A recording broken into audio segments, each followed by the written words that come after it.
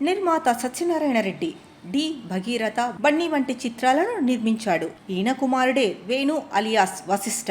వశిష్ఠ డైరెక్టర్గా బింబిసారాతో భారీ హిట్ కొట్టాడు. ప్రస్తుతం చిరంజీవితో విశ్వంబర మూవీ చేస్తున్నాడు. అయితే తాజాగా సత్యనారాయణ రెడ్డి ఓ ఇంటర్వ్యూలో మాట్లాడుతూ హీరో నితిన్కు అడ్వాన్స్గా 75 లక్షల రూపాయలు ఇస్తే చివరకు ఆ సినిమాని చేయమని చేతులెత్తేశాడు. నితిన్ ఇష్క్ సినిమా సమయంలో ఆయన తండ్రి సుధాకర్ రెడ్డి చాలా సమస్యల్లో ఉన్నారు.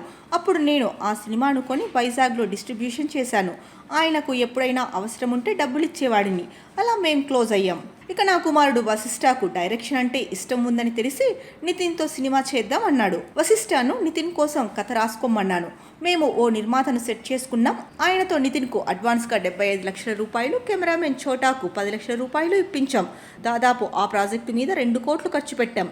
కానీ వాళ్లకు వశిష్ఠ చెప్పిన కథ నచ్చలేదు. వేరే వాళ్ళు రాసుకున్న కథకు వశిష్ఠతో డైరెక్షన్ చేయిద్దామని ఫిక్స్ చేశారు. ఇంతలో ఆ సినిమా రిలీజ్ అయి పెద్ద హిట్ అయింది.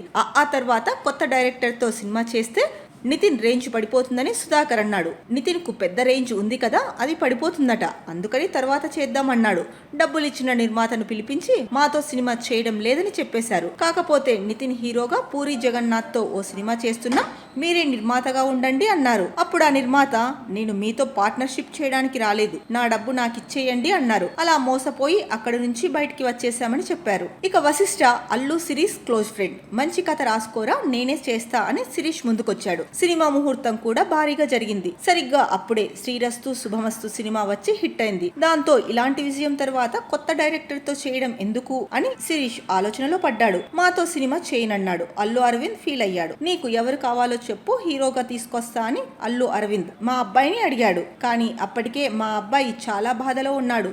అది చూసి డైరెక్షన్ వదిలే హీరోగా చేయి అన్నాను. ఇక తనని హీరోగా లాంచ్ చేస్తూ సినిమా కూడా మొదలు పెట్టాం. కానీ అది వర్కౌట్ కాదనుకున్నాడు. ఆ సినిమా వదిలేసి మళ్ళీ డైరెక్షన్ మీదే పడ్డాడు అని చెప్పుకొచ్చారు. ప్రారంభంలో ఎన్నో అవమానాలు ఎదుర్కొన్న వశిష్ఠ ఇప్పుడు మెగాస్టార్ తో సినిమా తీస్తుండడం మెచ్చుకోదగ్గ విషయం.